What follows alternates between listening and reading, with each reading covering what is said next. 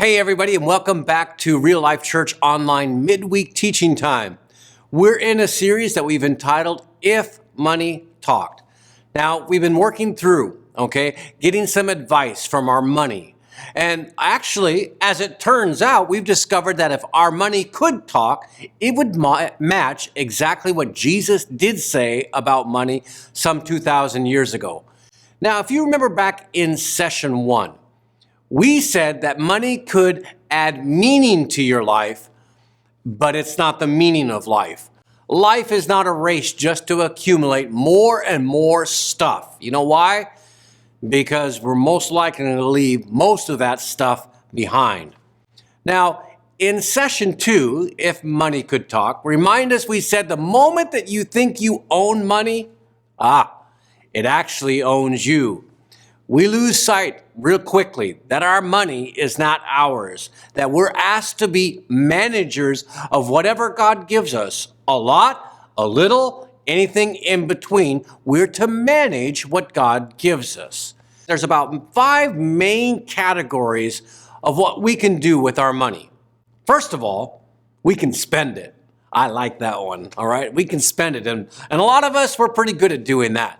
Number 2, we can pay off some debt. Depending on what kind of money you've spent or what kind of money you've mismanaged, some of us might be paying off a lot of debt. Then there's a third thing, and I hope that you're doing this because we're supposed to. You can pay your taxes. I know a lot of you were hoping that I would skip that one. Number 4, we can save it if there's anything left over. Now, number 5, we might give it to someone or something else.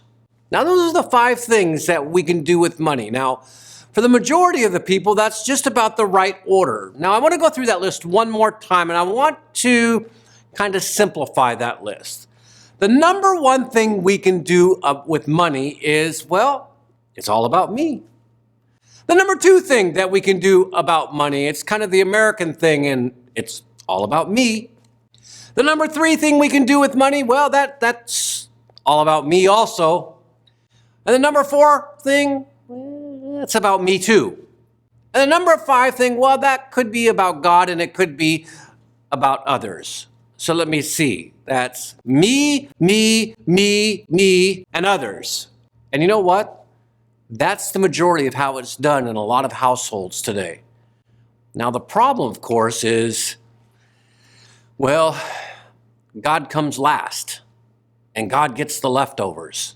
Jesus says, wherever our treasure is, your heart's going to follow. Now, he wasn't trying to shame us. He wasn't trying to make us feel guilty. He was giving us a principle, a fact of life. Whatever gets our money gets our attention. So if you want to know where your heart is, and you want to know what gets your attention, you know what I'm about to say, right? Let's look at the bank statement. Let's look at the credit card statements. Maybe we should look at our Bible also. Jesus isn't after your money. He wants something much bigger. You know what he wants? He wants your heart. And the best way for your Savior to have your heart is for him to also have possession of your money, for you to manage his money that he allows you. Thinking about that, if money could speak, maybe it would remind us and it would say this: my direction, this is money speaking, my direction reveals your affection. That's it. My direction ultimately reveals your affection. What is most important to you? Your money's direction, where you spend it, how you save it, reveals what you care about most. This is how Jesus might have put it. What he might say is, seek first. Seek first, not last. Seek first. And this is key, okay? Seek first and put this first. Reprioritize, reorder, rearrange, rethink. Seek first his kingdom and his righteousness. Jesus taught this throughout his whole ministry. He wants us to turn that list upside down. He wants us to put God first. He wants to put your savings second for you.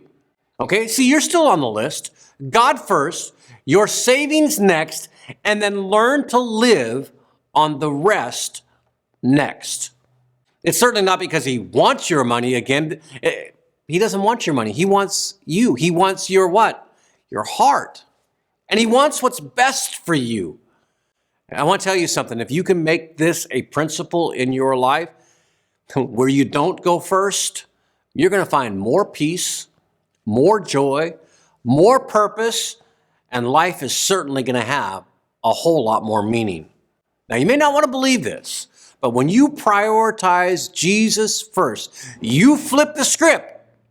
You're going to have more financial margin than you could possibly ever believe. Because you know why? Jesus said, if you trust him, if you seek his kingdom first, okay, you seek his kingdom, he's going to add all these things. And you know what those things are? It's the things that we worry about. Where's my food going to come from? My protection going to come from? Where's the doctor bill going to get paid? How am I going to do this? When we seek God's kingdom first, he says he's going to take care of us. There's 3 words I want you to live with this week. I want you to give, I want you to save, and I want you to live. And this is what I mean by this. Give God's kingdom first priority. Invest in God's kingdom. Save for your future. Learn to live on the rest. So it's give, save, live. I want you to think about a percentage out there. A percentage that you could give before you do anything else with your money. And then I want you to think about another percentage. A percentage that you could save for your future. Okay, you got a couple percentages in mind. Giving, okay, for God's kingdom. Saving for your future. And this is what I want you to do. I want you to learn to live on the rest. In order to do this, you're probably going to have to sit down and have a serious conversation. You have to have a serious conversation with your spouse. You have to have a serious conversation with your family because you're going to be changing the way you allocate the resources that God's given you. I want you to listen to that internal conversation that's going on right now on all the reasons why you can't do what I'm suggesting. And when you start to have that conversation with you, what you're going to find out right now is the conversation isn't about money. It's not about percentages. Well, it's about you. It's you. You're hung up on you. And see, I want to see you get out of this financial disaster mess that we find ourselves in. I want you to give like God intended us to give. When you test God on this, when you give to him first, and you take care of yourself second, and you learn to live on all of the rest, let me tell you something. God says that he's going to bless you beyond your wildest imagination. So let me encourage you right now to flip the script.